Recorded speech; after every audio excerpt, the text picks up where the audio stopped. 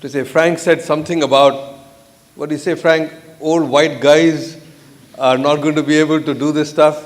I got to tell you, an old brown guy who A, doesn't have hair, Frank does, and B, is not cool, doesn't wear jeans and wears a suit, is certainly not going to get it done. And so I got to tell you that I have a lot of admiration for IIX Shujog to bring somebody like me across to this forum. So it's not clear to me whether you're taking a huge chance with this whole thing or not, Doreen. But I do have a couple of things to say. I really want to talk about three things. I'm told I have 7 to 10 minutes, but I told Doreen I'm likely to overshoot. First, I want to talk about my own view. I believe there is a clear and pressing need, and I have a take on that which I'd like to share. Second, I want to talk a little bit about the role of the private sector. That's what I represent. I think there is a clear and pressing role for the private sector. And third, I want to share a little bit about what we at DBS are doing, what we seek to do. So the first agenda, the clear and pressing need. I mean, it's quite clear that if you talk to anybody, you'll have two schools on the state of mankind in the world.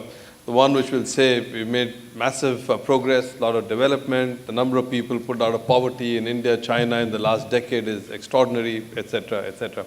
There's another school which will talk about sustainability. We're sort of ruining Mother Earth. The environment is a serious issue. Fight for water and resources. It's going to be a huge set of problems. I think they're probably both right in their own way. My take on this clear and pressing need comes from a different slant, and that is my sense on a massive, massive change coming down the pike in the next 10 years in the nature of work and the nature of life. And it is really architected around or based on technology. It is quite clear already in the last 15 years that what technology has done to us as a civilization and mankind is extraordinary. If you think back 15 years ago, no internet, no mobile. That's 15 years. And you think about, therefore, the next 15 years and the pace of change, robotics, genetics, nanotechnology, etc., etc. We do not even begin to comprehend the world we're going to be living in. And this is going to have really profound implications for jobs, for the nature of work as we recognize and know it today. So let me give you some examples. Flextronics, which is one of the largest contract manufacturers in the world, has 1 million people employed in China working on various assembly lines. Their take is that in the next 5 years, most of these will be replaced by robots, because robots, machines, can do that work better than human beings can. Those of you who are familiar with the Google car and the Google car experiment, the Google car is driverless. It does not need a driver. It floats around by itself. It's got all of this GPS built in which says which car is traveling where. It drives perfectly, and it just won a race, an actual race in the streets last month. So you don't need drivers. I'm not sure how many of you are familiar with Watson. Watson is IBM's supercomputer, the one which won Jeopardy. So like Big Blue won chess 10 years ago, Watson won Jeopardy last year. They're now focusing Watson to work in two domains, medicine and banking. And they came to me, IBM came to me recently, trying to sell Watson services in the banking domain, but they did it by showcasing what Watson does in medicine. Those of you familiar with Siri, the Apple thing, well, Watson's voice recognition is many times better than Siri, so you talk to Watson. And they showed me when you talk to Watson in the medical domain, you tell Watson, hey, Watson, I have a headache. And so Watson asks you, is it in the front of your head or the back? And is your elbow twitching at the same time? And so on. Because Watson's database and Watson's ability to comprehend human dialogue is so advanced that its ability to diagnose today is better than 95% of doctors today. Last month, they applied Watson in Sloan Kettering. Not directly with patients, but at Sloan Kettering, oncologists today have to go to Watson to confirm the diagnosis, because Watson can do a better job of confirming the diagnosis than they can. So maybe you don't need doctors. In banking, they showed this thing of Watson, that think about a computer which is self-learning, self-procreating, really idealized, right? and its ability to track market movements, to track asset class movements, to track what's happening, stocks, bonds, etc., much better than any single human being or relationship manager.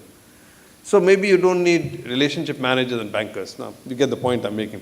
I think the nature of work as we know it is going to change very profoundly in the next decade. And as a consequence, the single biggest issue that we as civilization are going to face is this issue of income inequality. The vast concentration of capital, wealth, etc., will get more and more in fewer hands. And if that is the case, then you'll see larger and larger numbers of people who will be struggling to find work, livelihood, and jobs in the way that we knew it. And if that is the case, then for us collectively as mankind, that will probably be one of the biggest challenges. How do you engage people? How do you get people, 7 billion people in mankind, to really participate in the world, in this kind of world? That's why, to me, this whole issue and agenda on inclusion is so important. It is important because our future in the next decade is going to go this way or that. So, second agenda, is there a role for the private sector? And it's quite instructive that the current market model, the private sector model, capitalist model, goes back to the 17th century, late 16th, 17th century. It actually culminated, after Stuart and a whole bunch of social philosophers. If you go back to the social model in the world before then, it was based around glory and power. People fought battles, dukes, earls, you won kingdoms, and so on. The whole shift to wealth and economics being the basis for a social construct was a 17th century phenomenon. Adam Smith got it finally in his seminal Wealth of Nations. He said, as long as each individual company or individual works in his own selfish economic interest, the world will be a better place. So that's not 5,000 years of mankind. That's 200-300 years of mankind. And we fast forward, Milton Friedman, I wrote his quote somewhere here, there is one and only one social responsibility of business, to use its resources and engage in activities designed to increase its profits. Right? And you fast forward a little bit more, and those of you who saw Wall Street, Gecko, who said greed is good.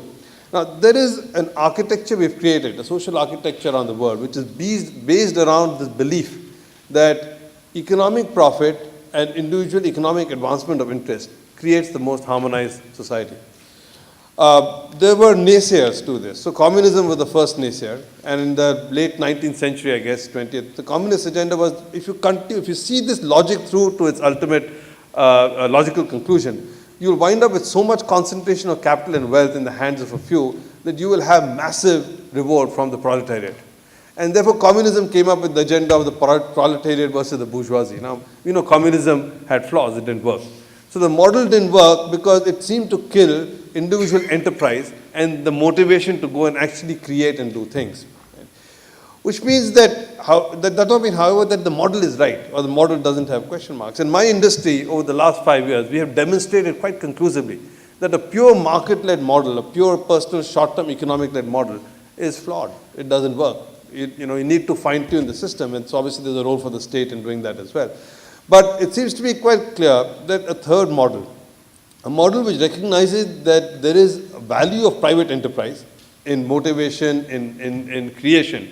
But at the same time, the agenda for private enterprises has got to be a lot broader and a lot more than short-term economic interest, is a model that is worth pursuing. If you go back to the 17th century, I just read a book recently, actually, by Hirschman on the powers and the passions and the interests. But it struck me as instructive that in the beginning of the 17th, 18th century, when people talked about interests, i.e. you got to operate your own interests, it was not pure financial economic interest. It was a broader definition of what are your interests.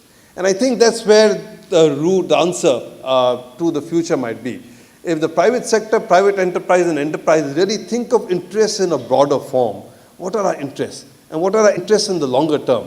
Then you start getting to the right sets of answers. So once again, you get to the notion of inclusion. It is, to me, incumbent on private sector enterprises to be able to reach out and create an inclusive world, an inclusive society, because our definition of interest has to vary. What really are our interests in the world going forward? Right? And if you can get that right, then you can actually start creating a paradigm where it is still private sector and individual enterprise driven, a model that we know works, but moderated by an understanding of what is in the long-term interests of all of us. Right? So third part of this thing, DBS. It's quite clear, DBS was formed in the mid-60s as a developmental bank. That's what we will call the Development Bank of Singapore. And frankly, over the last 40, 50 years, I do believe we've done a fairly good job of sticking to our fundamental roots and our knitting. We helped create several SMEs in Singapore and helped them grow. We created the large buildings in Singapore. We helped the Singapore Airlines grow from domestic small airlines to large regional airlines. So our whole agenda has been driven based on real economy, real enterprise, and real growth. Right? We continue to try and make that the raison d'etre for our being. 15 years ago, we acquired the Post Office Savings Bank. And the Post Office Savings Bank allows us a platform to actually do this in even more telling measure. The 5 million Singaporeans at DBS deal with 4.3 million of them, most of them through the POSB franchise. The POSB franchise, our tag is neighbors first, bankers second. That's what we want the franchise to stand for. We really focus on making it a community bank. Out of the 4 odd million people we have in that bank, about half of them don't make us money. So they're loss-making. They include foreign workers, they include domestic help, they include Indonesian labor, etc., heartlands people. If we had a pure economic agenda, we'd work our way out of those customers.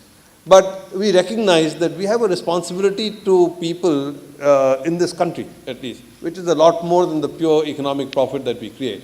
And that responsibility requires us to be inclusive in our banking. We are the only bank available in the heartlands of this country. We're the only bank who does this thing around the worker premises and labor and so on. So we believe that that's a role that it's incumbent on us to play. That's what drives our thinking around the business we do. We are now in 15 markets, you just heard. We're in 6 or 7 markets in some size, which include China, Taiwan, Hong Kong, Indonesia, India, and so on. In every market that we're in, we believe that we get the right to work through a license, not just from the central bank, but from civil society. And the license from civil society is a lot more important to us than the license from the central bank, because that's what gives us credibility and the ability to do the businesses that we want to do, which means that we have to earn that license every day. We have to make sure that we're doing the right things for business and community. Having said that, we also recognized a couple of years ago that our reach is limited. There is X amount we can do by ourselves as a private sector enterprise. But if we really believe in this agenda of inclusion, if we really believe that it takes many private sector entities to do the right things to create the kind of world we need, then we need to spread our wings and get to a broader canvas. And that's why we decided to embrace social entrepreneurship as an agenda item to see how we could further the growth of multiple companies who had the same kind of thinking as ourselves. So we adopted social entrepreneurship as loosely our CSR platform, and we focus really around 4 principal pillars. The first is to try and create an ecosystem.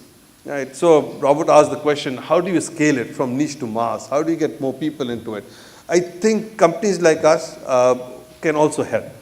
And we try to do that by participating and working with academia. We work with the government bodies. We work with social organizations. We work with people like IX Sujok in multiple countries. In fact, one of our partners from Indonesia is here in this hall somewhere, UI. So we work with people in multiple countries to try and create an ecosystem so we can share this understanding we have that it is important for enterprises to try and create the new kinds of jobs, the new kind of entrepreneurial opportunities, because that's what's going to create a more inclusive world. So that's the first thing that we do.